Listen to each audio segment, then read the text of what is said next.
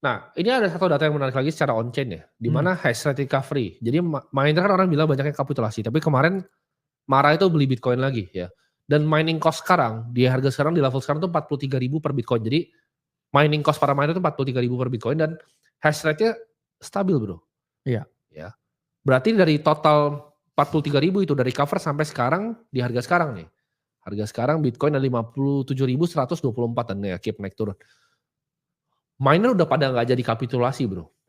Ya. Itu yang kita bisa lihat di sini. Jadi kita akan melihat volatilitas yang sebenarnya lebih rendah karena minernya nggak ada kesempatan untuk jualan barang, Bro. Yes. Nah dari itu, apakah lu melihat, itu kan ngomongin soal Bitcoin, apakah lu lihat total 2 dan total 3 itu seperti apa sekarang? Oke, ya. Kita bisa lihat dulu ya untuk total 2.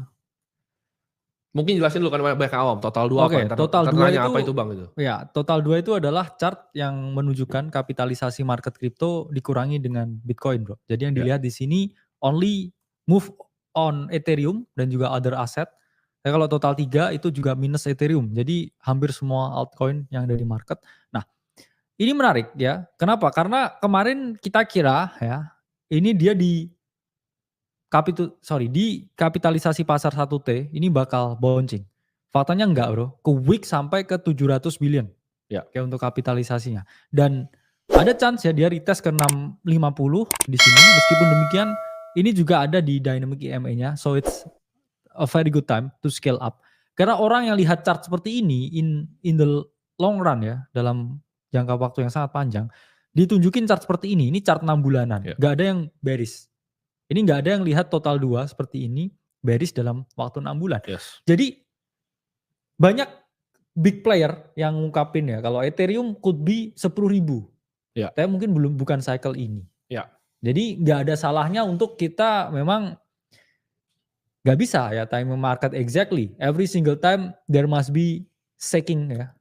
Ada gempa bumi ya. Tapi balik lagi karena adanya gempa bumi ya kita harus tahu ya bro. Ya. Gimana caranya kita menyikapinya. Ya persis seperti kemarin ya, kita prediksi ya, dengan adanya ETF, Ethereum bakal lebih cemerlang, semua Yes. ekosistemnya, layer 2-nya semua juga akan major improvement ya. Padahal secara teknologi juga. Ya. Tapi market doesn't say so ya. Ya. Dan itulah yang menarik, dan itulah market ya.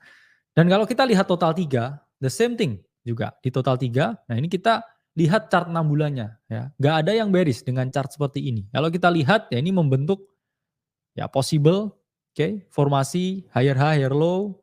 Dan kalau ini bisa tembus ya kita bisa melihat cycle yang pasti 1 menjadi lebih panjang, 2 institusi juga masuk, dan 3 ya kita belum melihat apa-apa untuk altcoin terutama Ethereum. Nah, ngomongin soal tadi ya, kita lihat sekarang minat yang gua baca ya di market kripto Indonesia ya, atau at least di negara dengan SDM seperti kita itu banyak yang kabur dan banyak yang justru sekarang malah skeptis dan malah ngelemparin batu ke market kripto. Tapi ini data menarik, di mana kripto tuh booming bro di New York City, seperti lu lihat di sini datanya. Yes. Kripto itu lagi banyak banget bulan ini orang setup office di New York. Dari segi capital, centralized finance, dari DAO, DePIN, developer dan infrastruktur, gaming, identity, interoperability, NFT, oracles, payment, public relation, news, sampai news tuh. Privacy, tokenisasi, scalability, security, social, dan staking dan mining. Oke. Bulan ini terbanyak orang setup office, ini data dari Bloomberg, kalian gak akan ketemu dimanapun. Orang setup office di New York, perusahaan kripto di bulan ini. Dan kalian semua kabur dari industrinya. Yes. Sedangkan negara-negara dengan SDM tinggi ya, New York kan salah satu tempat yang paling dense ya bilionernya ya. Ya. Mereka setup office bro, malah. Ini data yang menarik. Orang-orang kan gak ngeliat, cuma ngeliat market data doang. Tapi apa yang terjadi di dunia nyata? Apakah orang beneran kabur dari kripto atau malah pada bikin perusahaan kripto? Itu pertanyaannya kan. Orang tuh justru berlomba-lomba di saat kalian yang berdarah-berdarah gitu. Ya. Jadi gimana bro untuk punya mentalitas untuk melihat ini sebagai aset masa depan, bukan cuma oh ini begini-begini cuman bukan hanya sekedar alat spekulasi. Iya, bocil-bocil FOMO dibilang gitu kan. Iya. Tapi nyatanya real ini, banyak yang bikin perusahaan di industri ini. Ya. Ini pun juga kita lihat data yang menarik dari Google Trend, di mana Google Trend never lie ya.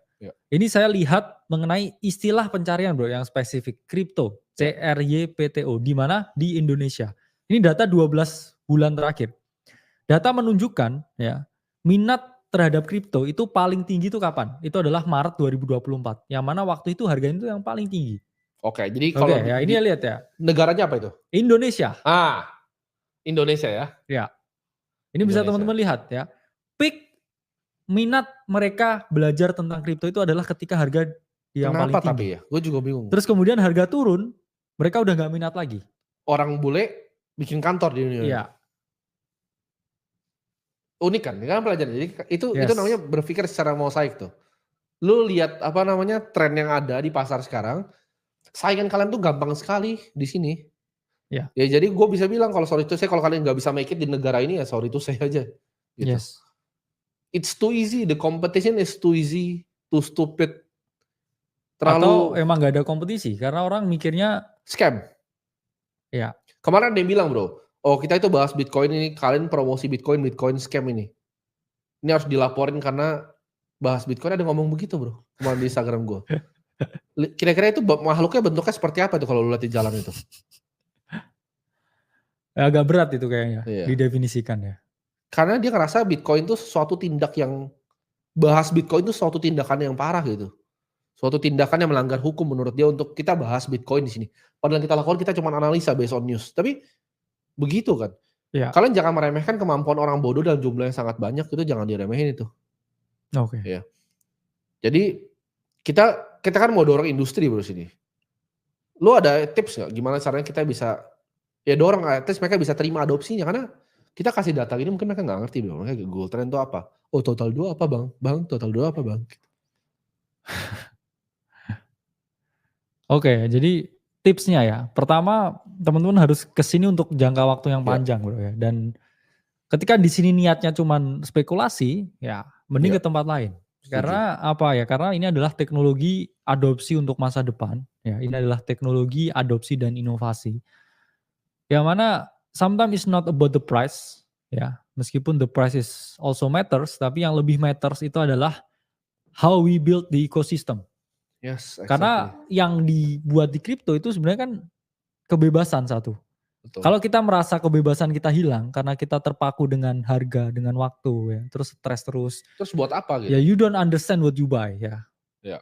Karena ya price action is important ya. Dapat duit di sini juga penting ya. Yes. Tapi yang lebih penting kalau kita nggak tahu core value-nya bahwa kripto itu memberikan kita ya kebebasan dan juga kebenaran ya saya bilang. Karena ya mungkin kalau ngomong seperti ini agak aneh, tapi emang di kripto nggak 100% juga. Itu sebenarnya di sini benar-benar bersih ya. Iya. Like every single industry. Seperti dunia inilah, selalu juga ada bad actors-nya juga di dalam. Benar. Selalu ada aktor-aktor yang nggak disukai di dalamnya. So does crypto ya. So does crypto. Tapi yang penting gimana ya, kita bisa memilah dan memilih ya mana yang baik, mana yang benar. Ya berbicara mengenai kompetisi tadi, saya pun juga sebenarnya lebih suka berkompetisi ketika sedikit orang loh. Karena less noisy, ya di situ kita bisa keep on building something yang produktif bukan hanya buat ekosistem ini tapi juga untuk kepentingan negara juga ya. Setuju. Bingung cari teman bisnis?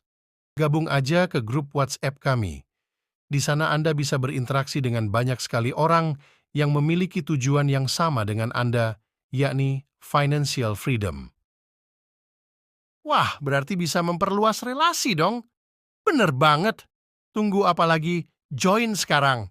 Kami tunggu kehadirannya di grup kami ya.